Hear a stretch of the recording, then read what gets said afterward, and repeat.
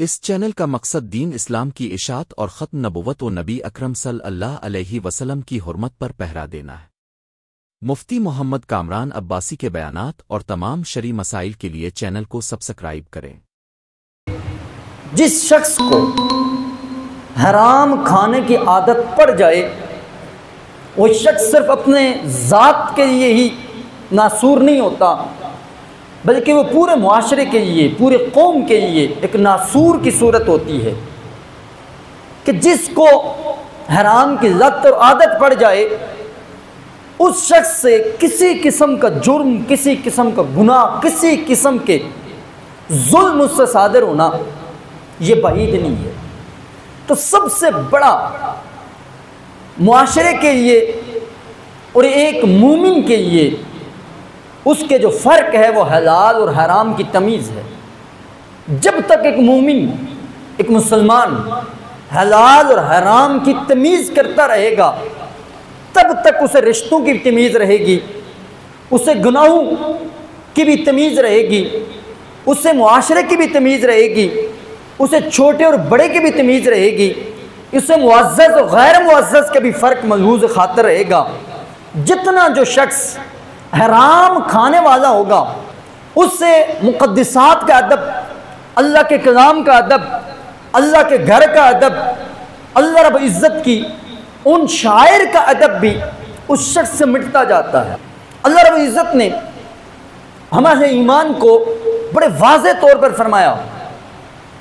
یا ایھا الذین آمنوا لا تأکلوا اموالکم بینکم بالباطل۔ اے ایمان والو، اس خطاب میں اللہ رب العزت نے مومنوں کو مخاطب فرمایا، اے ایمان والو لا تأکلوا اموالکم بینکم بالباطل، تم آپس میں ایک دوسرے کا مال باطل طریقے سے نہ کھاؤ، الا ان تکون تجارۃ عن تراض منکم، تم میں سے ہر شخص دوسرے کے ساتھ اس کی منشا، اس کی مرضی، اس کی رضا کے ساتھ تجارت کرے، بیع شراء کرے، خرید و فروخت کرے تو وہ تمہارے لیے حلال ہے۔ پھر اس آیت مبارکہ میں اللہ رب العزت نے فرمایا وَلَا تَقْتُلُوا أَنفُسَكُمْ، تم اپنے آپ کو قتل نہ کرو۔ پیچھے ذکر اللہ رب العزت نے کیا، نہیں جو فرمائی باطل طریقے سے کسی دوسرے کا مال کھانے کی ہے۔ پھر آگے مالک کریم نے فرمایا وَلَا تَقْتُلُوا أَنفُسَكُمْ، تم اپنے آپ کو قتل نہ کرو۔ تو اگر کوئی شخص گویا کہ کسی کا مال نہ حق کھاتا ہے، باطل طریقے سے مال کھاتا ہے، تو وہ ایک طرح سے وہ اپنے آپ کو، اپنی جان کو، اپنے نفس کو مار رہا ہوتا ہے، قتل کر رہا ہوتا ہے۔ اب باطل طریقے سے مال کھانے سے کیا مراد ہے؟ کون کون سے ایسے طریقے ہیں کہ جن طریقوں سے مال کھایا جائے تو وہ باطل طریقے میں شمار ہوتا ہے؟ اس میں مفسرین کرام نے اس آیت کی تفسیر بیان کرتے ہوئے جو چیزیں بیان کی ہیں، غصب ہے، چوری ہے، کسی کا مال ادھار لے کر اسے واپس نہ کرنا، اس طرح سے مال کھانا، جوا، رشوت، سود،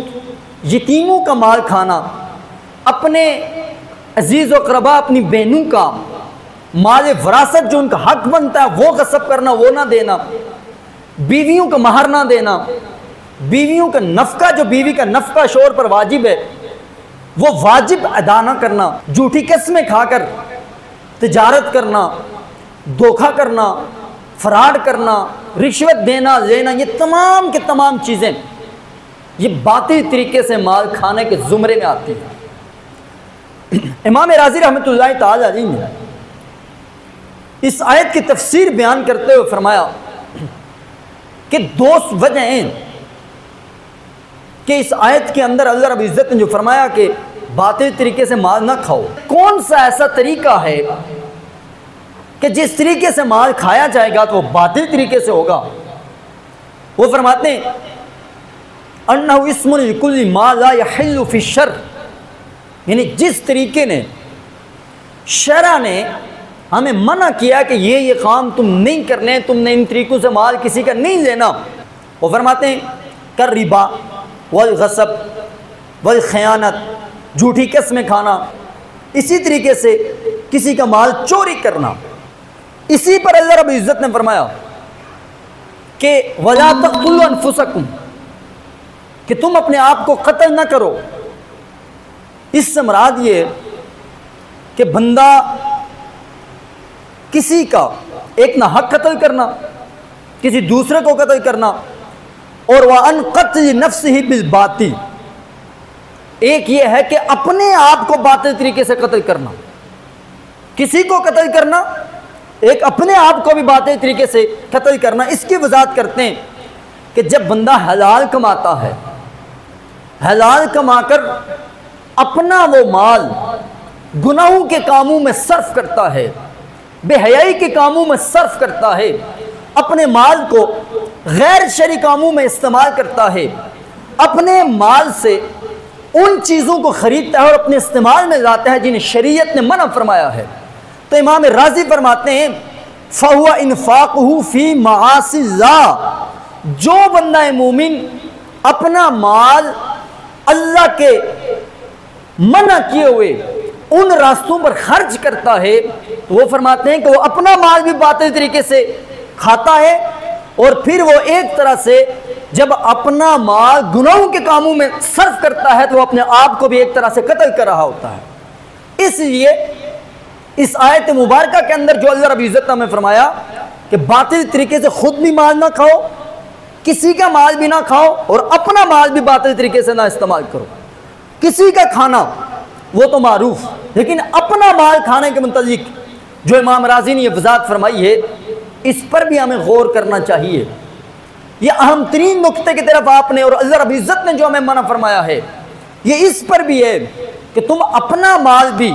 جو تم حلال طریقے سے جائز طریقے سے کماتے ہو تو اس کے استعمال کرنے میں بھی تمہیں غور و فکر کرنی چاہیے کہ میرا یہ رقم، میری یہ دولت، میرا یہ مال اور میرا یہ سرمایہ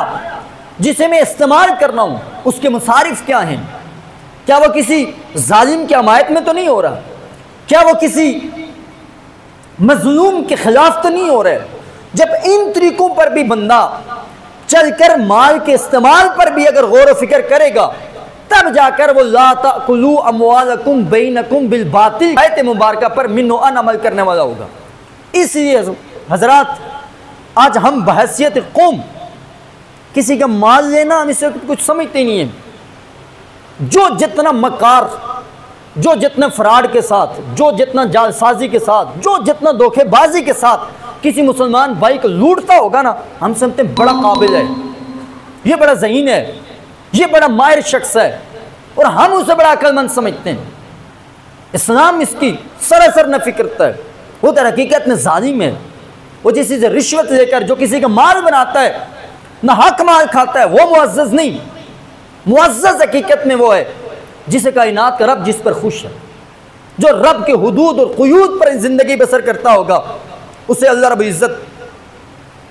دنیا اور آخرت میں کامیابیوں سے نوازے۔ اب دیکھیں ہمارے ہاں دھوکہ کیا ہے، یہ جو ہم عموماً پڑھتے ہیں حضور صلی اللہ علیہ وسلم نے فرمایا اور جس نے دھوکہ کیا وہ ہم میں سے نہیں ہے۔ یہ رسول اللہ صلی اللہ علیہ وسلم نے حدیث مبارکہ کس موقع پر فرمائی تھی؟ اس کا پس منظر کیا ہے؟ ہر کمپنی، ہر پروڈکٹ، ہر ہمارے معاشرے میں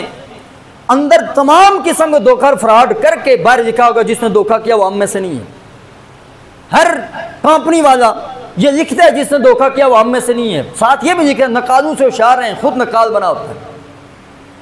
اصل میں یہ معاملہ یہ ہوا، حضور علیہ السلام بازار میں گئے، بازار سے گزرے، ایک تاجر تھا وہ گندم بیچ رہا تھا، اس نے بوری کے اندر گندم تھی،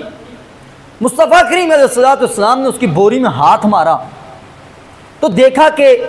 اوپر گندم خشک خشک ہے، لیکن جب نیچے میرے مصطفیٰ کریم نے ہاتھ لگایا تو نیچے سے وہ گیلی تھی۔ اب اس شخص نے اپنی اس گندم کو بیچنے کے لیے اوپر خشک گندم رکھی تاکہ کوئی اوپر سے آ کر اٹھائے تو وہ کیا دیکھے کہ بھئی یہ گندم خشک ہے، لیکن نیچے وہ ساری گیلی تھی۔ حضور علیہ السلام نے جب یہ دیکھا کہ بھئی گندم اوپر خشک اور نیچے تر بیچ رہے، میرے آقا کریم علیہ الصلوۃ والسلام نے فرمایا جو دھوکہ کرے گا وہ ہم میں سے نہیں ہے، یعنی ہماری امت میں سے جو میرا دین، جو میرا طریقہ، جو میری تعلیمات ہیں وہ ہماری تعلیمات میں سے نہیں ہے۔ اب دیکھیے حضور علیہ الصلوۃ والسلام، ایک تو اس سے یہ بات بھی سمجھ آتی ہے کہ حاکم وقت کو اسے اپنے رعایا کے حقوق کے لیے بازار میں جا کر خود ان چیزوں کو چیک کرنا، یہ امام الانبیاء علیہ الصلوۃ والسلام کی سنت ہے۔ آج ہمارے پورے پورے محکمے تو بنے ہوئے ہیں جو چیک کرنے کے لیے آتے ہیں، لیکن بدقسمتی سے یہ ہے